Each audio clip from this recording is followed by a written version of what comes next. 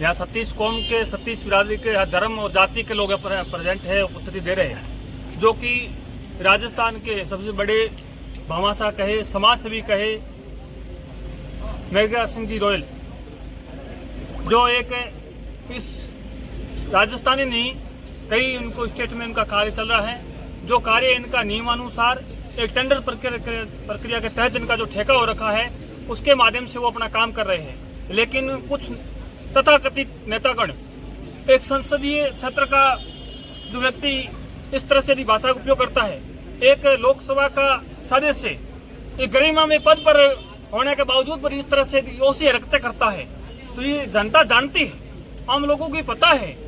कि इनका क्या व्यक्तित्व है, परिवेश क्या है, इनका खानदान क्या है, इनकी हैसियत क्या है, किस तरह से बात कर रहे हैं। किसी पद पर जाने से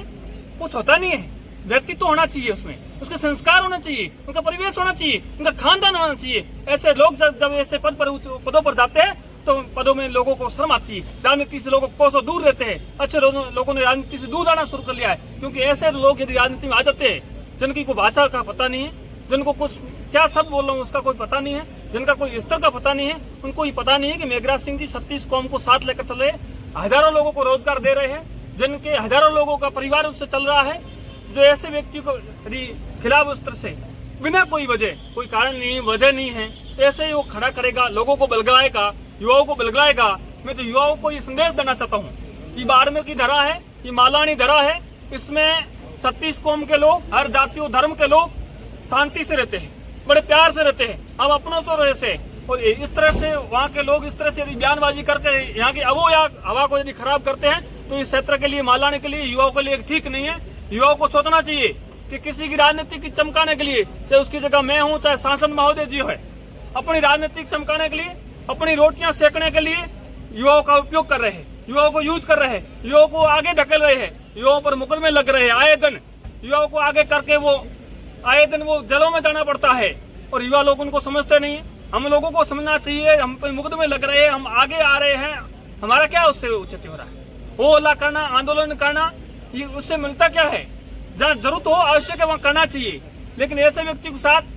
जो बिना कहीं वजह से अपनी राजनीति सेकने के लिए युवाओं को आगे अंधेरे में धकेलता है, यदि इस तरह से चाहे वो अवैध बजरी का अवैध करता हो, चाहे वो डोडा का अवैध करता हो, चाहे वो शराब का तस्करी करता हो, ऐसे युवाओं को यदि आगे करता है तो युवाओं का भविष्य खराब होता है। ऐसे जिन लोगों ने किया है,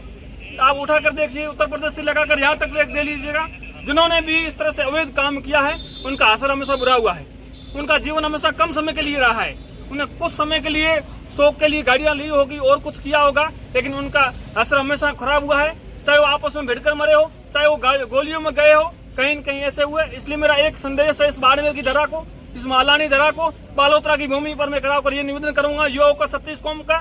कि ऐसे हमें कहीं भी अवैध में, कहीं भी, चाहे डोडा का काम हो, चाहे शराब का हो, चाहे बजरी का हो, हमें अवैध नहीं है, नियम के अनुसार रहकर, नियमों पालन रहकर हम हमारे घर परिवार को लेकर जिससे हमारा सुखी से चल सके, हम ऐसा काम करना चाहिए। ऐसे नेताओं का, ऐसे जो अपनी रोटियां सेकने वाले लोगों से दूर रहना चाहिए। और ऐसे भाषाओं का यदि उपयोग करते हैं तो उनसे जनता पूछना चाहती है कि आप किस हैसियत से बात कर रहे हो, आप कहना क्या चाहते हो। आप जिसको आप कहते हैं बजरी माफिया कहते हैं, बजरी माफिया का आपको पता आ रहा क्या है? बजरी माफिया कौन है? उनका तो आप साथ दे रहे हो, उनका आप साथ दे रहे हो, उनको तो आप पनपा रहे हो। आप जिस प्रवृत्ति से आप हो उसी प्रवृत्ति को लोगों का आप साथ दे रहे हो।